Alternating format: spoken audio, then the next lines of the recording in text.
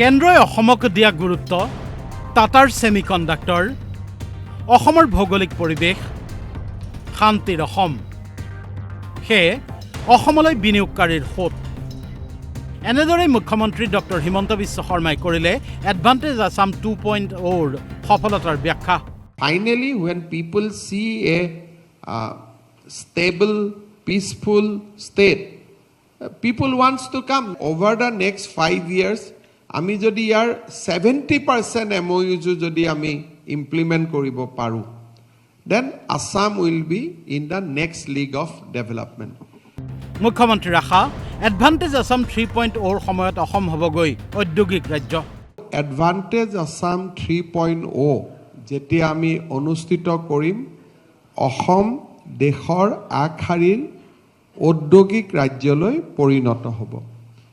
এই মহাবাণিজ্য সন্মিলনৰ সফলতাৰ আঁৰত প্ৰধানমন্ত্ৰী নৰেন্দ্ৰ মোদীৰ ভূমিকাৰ বাবে কৃতজ্ঞতা প্ৰকাশ কৰি মুখ্যমন্ত্ৰীয়ে ক'লে জুমুৰ বিনন্দিনীকে ধৰি তিনিটাকৈ অনুষ্ঠানত অংশ ল'লে প্ৰধানমন্ত্ৰীয়ে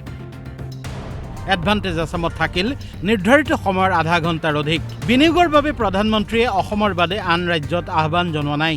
বিনিয়োগ সন্মিলনক লৈ প্ৰধানমন্ত্ৰী ডাঙৰীয়াই তিনিটাকৈ অনুষ্ঠানত যোগদান কৰে জুমুৰৰ পিছত তেওঁ প্ৰদৰ্শনীখন খুব সুন্দৰকৈ উপভোগ কৰে শেষৰ দিনাও প্ৰধানমন্ত্ৰী ডাঙৰীয়াই নিজৰ সময়তকৈ প্ৰায় আধা ঘণ্টা সময় আমাৰ এডভান্টেজ অসমৰ উদ্বোধনী অনুষ্ঠান তেখেতে প্ৰত্যক্ষ কৰে বা উপস্থিত থাকে আৰু মই ভাবো যে প্ৰধানমন্ত্ৰী ডাঙৰীয়াই যি ধৰণে উদ্যোগ প্ৰতিষ্ঠানসমূহক এক প্ৰকাৰ আহ্বান আৰু আহ্বানতকৈও অলপ নেক্সট লেভেলত গৈ তেওঁৰ যিটো ভাষণ যে मैं आप लोग सबको बोलता हूं कि आसाम में इन्वेस्ट कीजिए বিদেশ মন্ত্ৰী এছ জয়শংকৰে লোৱা ভূমিকাৰো বিশেষ উল্লেখ মুখ্যমন্ত্ৰীৰ হেড অফ মিছনছ এম্বেছাডৰ সকলক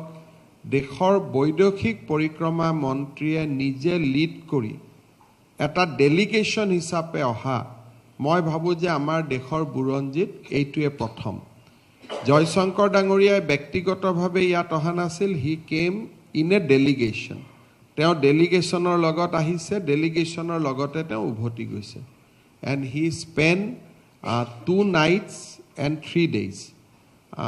এইটো এটা আমাৰ সামিটখনৰ এটা খুব অনন্য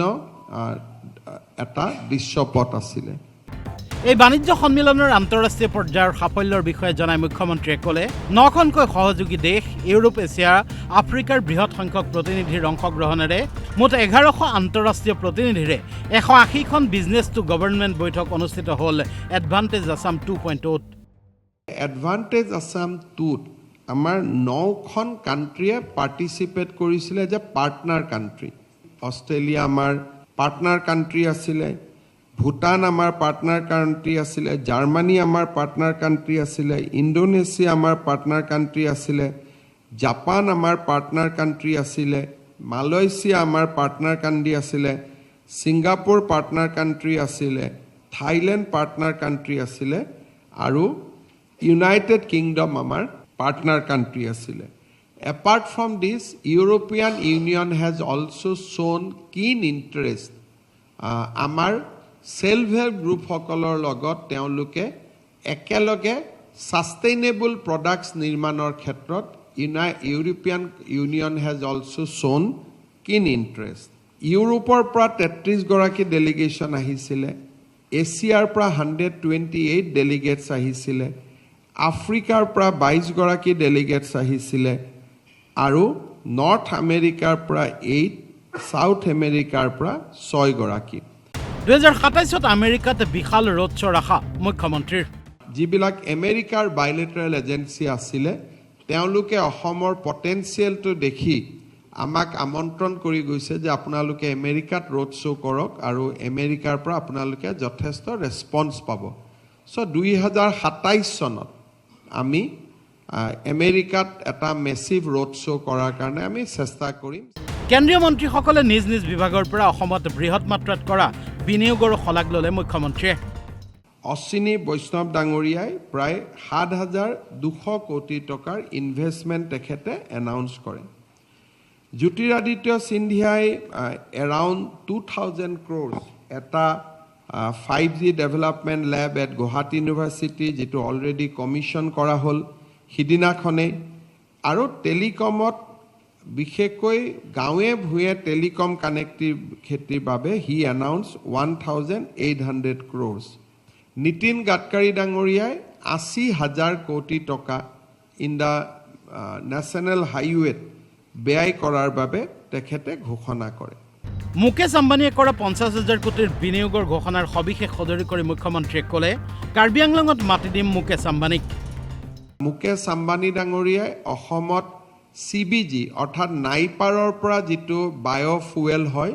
নাইপাৰৰ পৰা বায়'ফুৱেল উৎপাদন কৰাৰ কথা ঘোষণা কৰিছে আমি অহা 15 দিনত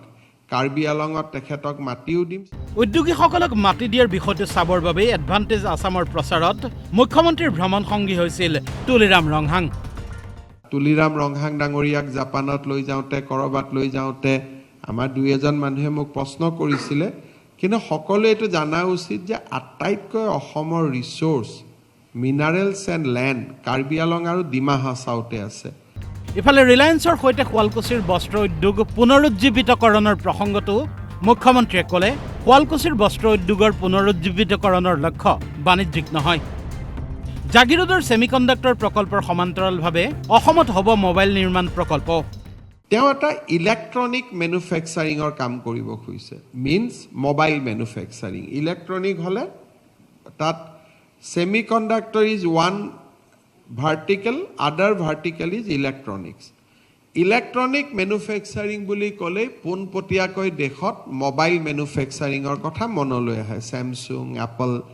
এইবিলাক যি mobile manufacturing so' Tata has promised another electronic factory in Assam with similar investment 30,000 crores অসমত ভূগৰ্ভস্থ ইন্ধনৰ সম্ভাৱনীয়তা স্পষ্ট হ'ল এডভান্টেজ আসামত সৰ্বোপৰি মুখ্যমন্ত্ৰীৰ মন্তব্য সকলোৱে 800 কোটিৰ টুইন টাৱাৰক লৈ প্ৰশ্ন কৰে টুইন টাৱাৰৰ কাম 60% সম্পন্ন হোৱা বুলি দাবী মুখ্যমন্ত্ৰীৰ অসমত যে 800 কোটি টকা খৰচ কৰি টুইন টাৱাৰ হৈ আছে and 60% work is already completed. আমি তো কোনো চাব যোৱা নাই ব্যুৰো ৰিপৰ্ট DY365